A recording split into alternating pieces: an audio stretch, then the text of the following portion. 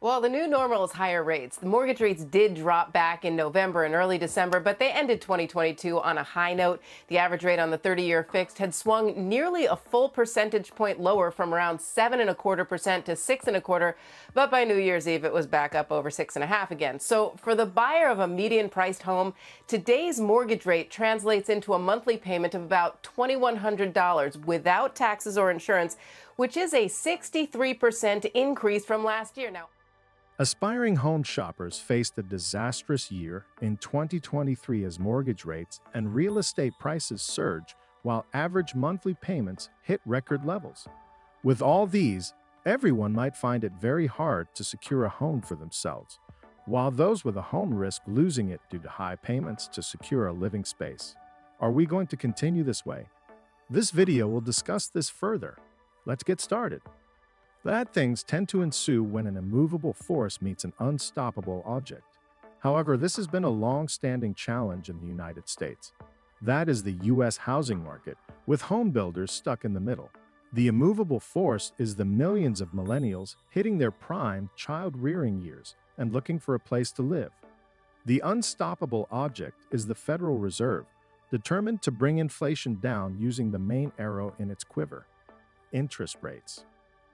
In March 2022, home prices rose 20.6% from March 2021, affecting all Americans one way or the other. According to CNBC, 74% of Americans now see homeownership as a hallmark of achieving the American dream. Some factors that prevent potential buyers from achieving that dream are supply chain issues, underbuilding, and movement away from urban areas.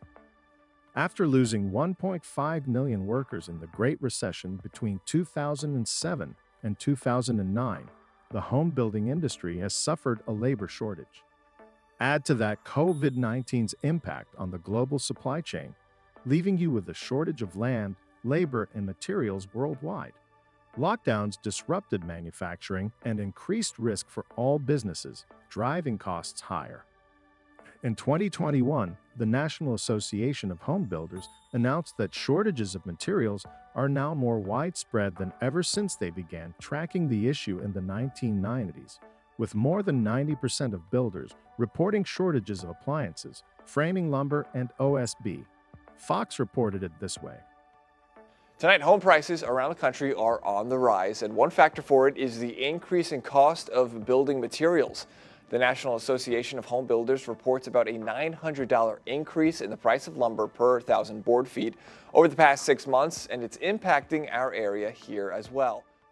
Prospective buyers being priced out of purchasing homes has led to an even more bizarre rental market. At the beginning of lockdowns, owners and property managers slashed rent by offering up to 6 months off to attract new renters. The combination of high property prices, the rise of remote work, and low inventory resulted in a wildly competitive rental market.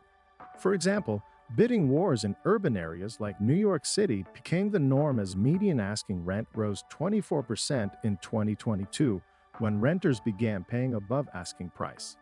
Listen to this report. Are now facing bidding wars, with asking prices soaring well above the national average of $2,000 a month. In Austin, Texas, rent has skyrocketed nearly 50% from a year ago. Renters there now paying $2,700 a month. In New York City, $4,000 a month for rent, a 24% increase from a year ago. Is it better in 2023? Not at all. Zillow warned in May 2023 that housing would enter a deep freeze if mortgage rates hit 8%. They came anyway, and existing home sales hit a 13-year low. Let's hear what CNBC said about it before I continue. hey, Carl, existing home sales in October dropped 4.1% month to month to a seasonally adjusted annualized rate of 3.79 million units. That's according to the National Association of Realtors. Sales down 14.6% year over year. That's a big miss. The street was looking for a smaller drop to 3.9 million, and this is the slowest sales pace since August of 2010. That, if you may recall, was when the homebuyer tax credit expired. Now, according to the National Association of Realtors, existing home sales dropped a stunning 15% in September 2023 on a year-over-year basis to a seasonally adjusted annual rate of 3.96 million transactions. That's the lowest figure in 13 years since 2010, when the world economy, particularly the U.S. housing market, struggled to pull out of the great financial crisis. Experts were worried about this crisis, and many came up with forecasts for the market situation in 2024. As for Chen Zhao, Redfin's head of economic research, 2024 would be a better year despite persistent inventory challenges. Let's see what she has for us.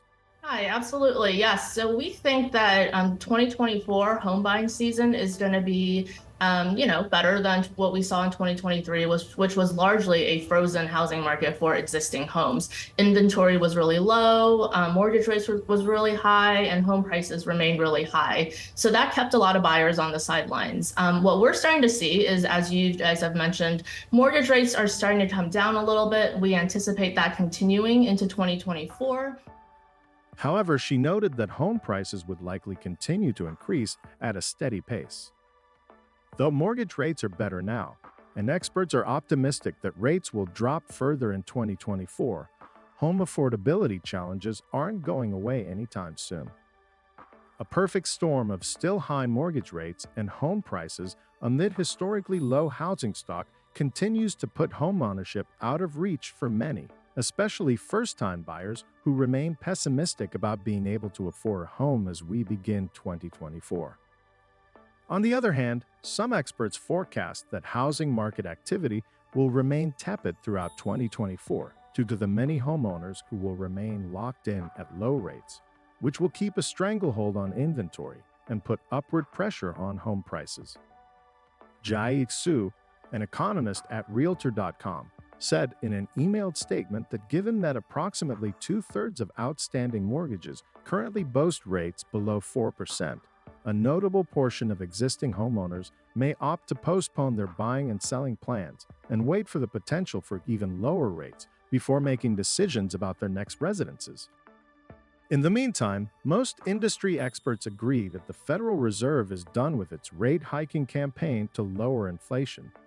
Policymakers kept the federal funds rate unchanged for a fourth straight meeting on January 31 after signaling rate cuts for 2024. Let's hear this from Powell. But inflation is still too high, ongoing progress in bringing it down is not assured, and the path forward is uncertain. As we look ahead to next year, I want to assure the American people that we're fully committed to returning inflation to our 2% goal. Today, we decided to leave our policy interest rate unchanged and to continue to reduce our securities holdings. Even with the potential rate cuts, real estate watchers expect home affordability challenges to persist, thanks to pent-up demand and low inventory bolstering home prices. What if there's a recession? With recession looming over the United States, what would you do in such a situation? Let me know in the comments. According to Yahoo Finance, the odds of a recession in 2024 now stand at 85%. And as you might imagine, recessions are a risky time to buy a home. For instance, a lender will be much less likely to approve your loan application if you lose your job. Even if the recession doesn't affect you directly, if your area is hard hit, that could seriously affect the local real estate market. Fewer local people with the means to buy means a lower chance of homes selling, which could keep people from listing and decrease your options as a buyer. Let's watch this clip. Let's continue the conversation. New home sales took a steep drop in November, falling over 12% from October as affordability continues to challenge consumers. But as mortgage rates continue to fall, is recovery on the horizon for the housing market? Home prices generally fall during recessions, with home values slipping in 4 major recessions between 1980 and 2008. Considering that a recession is a prolonged, widespread economic downturn that discourages consumers from financing a new home, it makes sense that weaker buyer demand would soften prices. Even so, recessions are volatile periods. Home prices can rise or fall depending on various factors, including the outlook for the labor market, the unemployment rate, and the impact on household incomes. However, the direction prices go mostly depends on where you shop for a home. The reality is home prices don't necessarily decline just because of a recession. Ultimately, supply and demand dynamics dictate the price outcome, and these variables will differ based on geography. So, could home prices remain high regardless of a recession? The housing inflation storm that pushed buyers out of the market seems to be decelerating. Even so, experts say prices will remain elevated, with CoreLogic forecasting a 3% year-over-year increase in national home prices by the end of 2023. This clip supports the drop. Mortgage rates have dropped dramatically in the last few weeks after rising for much of the year, but will that be enough to kickstart the housing market in 2024? For buyers keen on buying a home, regardless of whether there's a recession, waiting for a big price drop could be a losing game. According to Realtor.com, the number of homes for sale in January jumped by 65.5% compared to a year ago, with active listings increasing by 13.1%. Nonetheless, inventory remains below the pre-pandemic level, propping up prices. The national median listing price for active listings in January was up 8.1% from a year ago, landing at $415,000. While this is down from the eye-popping June 2022 high of $450,000, sellers still expect top dollar for their property. Should you buy a house now or wait for a recession? Advice is mixed as to whether now is a good time to buy. Unlike the last recession during the 2008 financial crisis, we now have red-hot inflation and employment remains resilient. The job gains in February 2023 exceeded most economists' expectations. If we had a recession in previous years, the Fed would pour money into the market. Still, this time the Fed isn't capable of such a thing because of high inflation. With that, it will be a slower response, and inflation will take time to come down. Regardless of market conditions, buyers should consider their budget, income stability, and emergency funds before they jump into today's housing market. How long you plan to stay home can help you decide whether to buy now or wait. For people who don't plan on staying in the home for at least 5 years, buying now can mean losing money if the market backslides and you want to sell. On the other hand, trying to time the market can mean missing out on your dream home. If rates continue to rise and home prices don't drop enough to compensate for high loan costs, you could end up pricing yourself out of the market. Will the housing market finally recover in 2024? Euro-Pacific Asset Management CEO and Chief Global Strategist Peter Schiff is well known for his shocking financial predictions. In a podcast with Sachs Reality founder Todd Sachs, Schiff spoke about the impact of government policies in artificially inflating real estate prices. This is what Peter said. Because I was out there warning about the crisis. I was one of the few people who was, and I was going on a lot of the cable news stations, CNN, Fox, CNBC, Bloomberg. I spoke with a lot of newspapers and magazines, warning about the consequences that were, waiting for us as a result of the mistakes that the Fed had made, Alan Greenspan, and keeping interest rates too low for too long, and the moral hazards inherent with Fannie Mae and Freddie Mac and what had gone on in the mortgage market. Schiff indicated that government policies to make housing affordable are not working as expected. Instead, it makes housing more expensive, giving buyers more mortgage exposure. He also said that if the government stays out of the housing market, the prices will be lower and affordable. We are at the crossroad. Buy now or wait? That's the question prospective homeowners have struggled to answer in today's housing market. Home prices have been skyrocketing since the pandemic, and the Federal Reserve's work to tame inflation has sent mortgage rates soaring too. The combination has led many would-be buyers to pick the wait side. According to the NAHB, existing home sales were down more than 6% from December 2022 to December 2023. According to the Fannie Mae Home Purchase Sentiment Index released in January 2024, 83% of consumers believe it's a bad time to buy a house. However, After being at a constant disadvantage for the past few years, things have started to look better for buyers in many parts of the country. Days on market figures are way up, giving buyers more time to make an informed decision. Popular West Coast cities that had seen skyrocketing prices, like Seattle and San Francisco, saw double-digit year-over-year declines. If new construction increases along with mortgage rates dropping, move-up buyers may start to explore their options, making room for new buyers. Is now a good time to buy a house? Mortgage rates have backed off from the 8% highs hit in October, but they're still close to 7%. And home prices are high as well. According to the latest Case-Shiller U.S. National Home Price Index, they've now increased for 9 straight months. Together, these factors might dissuade you from buying right now, and that's understandable.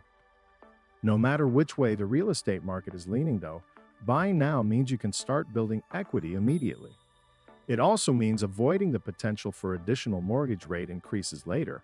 Rising rates can spell serious trouble for your monthly budget and result in paying more interest over the loan's life. One thing I've heard over and over from real estate agents I've talked to was that the decision to sell should be made based on your needs, not what the market is doing.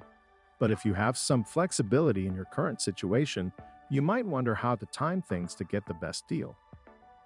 Local market dynamics also play a large part in whether it is a good or a bad time to sell.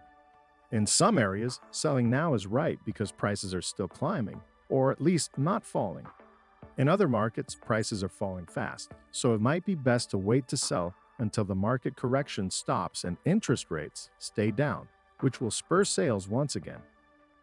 Historically, the best time to sell your house is spring and summer, but beyond seasonality, many factors might make selling your home a wise decision. The reasons are often based on financial calculations, cost of living expenses, and other considerations. Overall, the current market is challenging for buyers and sellers, but there's no guarantee that conditions will improve soon. Despite all the information presented, are you going to buy or wait? Let me know in the comments section. Remember to like and subscribe to this channel for more financial updates. See you on my next video.